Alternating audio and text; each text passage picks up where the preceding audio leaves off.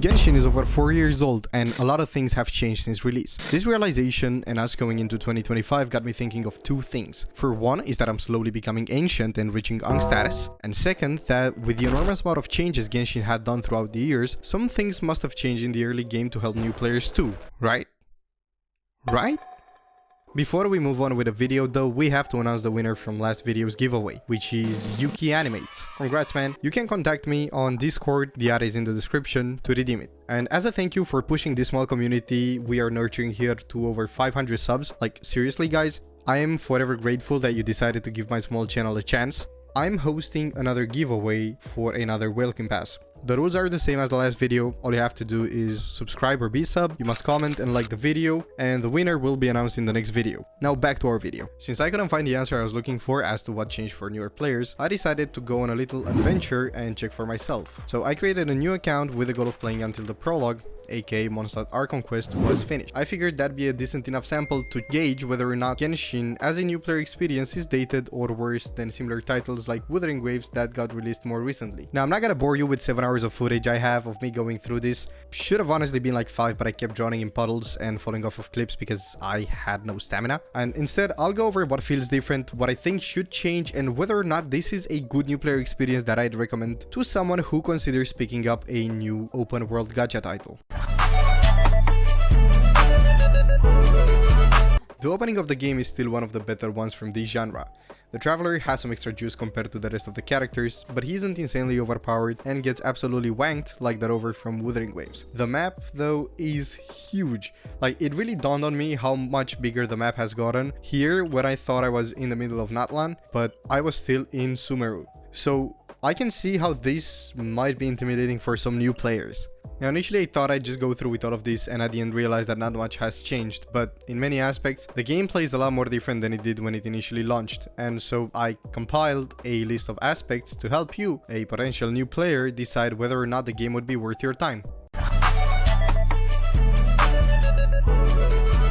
I'll start with the thing that annoyed me the most, which I think is not gonna come as a surprise based on my bitching prior, and that is stamina. I think stamina being depleted when you run while you are out of combat is a really bad idea. You're basically locked behind sprinting the distance a toddler would do before falling over, and you're not able to climb any hill properly. That thing is sometimes required for exploration if you don't want to go around the map for 5 to 10 minutes just trying to get to a place. I think after 4 years, games like Wuthering Waves offer a much better experience, not being kept in stamina hell, where if you're on for 2 seconds, your character dies of exhaustion. I don't think Genshin should give up on having extra stamina as a reward for exploring and collecting oculi, but I 100% believe they should just give us unlimited sprint when out of combat. Maybe just keep the stamina for climbing up walls so it makes sense with the way the world was built, but please, for the love of God, how you just let us run.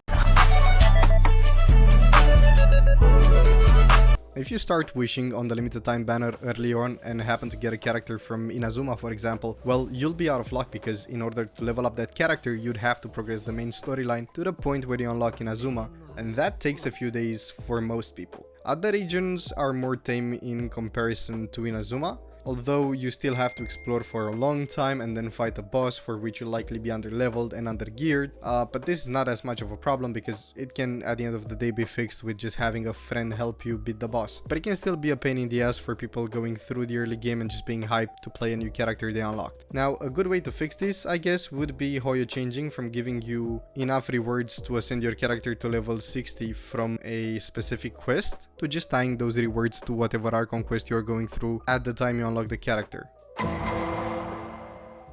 Going through this, one of the things I thought would absolutely make me want to quit was everything being locked behind an AR wall.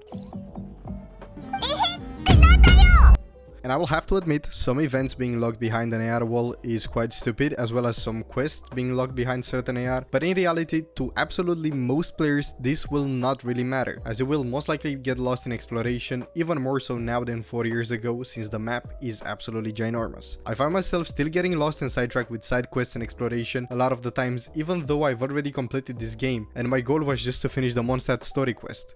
I put this in a questionable category because the vast majority of players will never know there is an AR cap in the first place for certain quests, so it doesn't really matter, but for the few that rush the quest lines, it would matter and be considered a bad thing. The amount of content in this game is absolutely mind-boggling. And I'm talking main story quests, world quests, which are basically side quests focused on exploration and world building, character side quests, exploring the entire map, the teapot, building characters, and so much more. This game is perfect for people who want to start a title that will give them probably over 1,000 hours of content. The Archon quest alone, just the dialogue and cutscenes, takes somewhere around 50 hours. Pair that with what you actually have to do during those quests, and then pair it with side quests as well as exploring the map, and you'll easily find yourself sinking hundreds, if not up to 1,000 hours before ever having to farm a domain. I know. I can already see your pitchforks raised and torches burning in the distance, but before you come to clap my cheeks, hear me out, okay? Out of most gacha games out there, Genshin does have one of the more tame gacha systems. While I agree that a gacha system is inherently predatory and mostly gamba, the fact that your pity carries over to the next banner, with the pity threshold being lower than some other titles, makes it a decent system. Pair this with all the current content you get and free mod gems from quests, events and exploring, and you'll quickly realize that you can get most of the characters and weapons you want for free. And I'm only saying this because realistically most people do not want every single character that comes out. I've seen people talking about starting Natlan with 50k primo gems saved for characters and now having 60k simply because they didn't like either the kits of the new characters, their design, or both.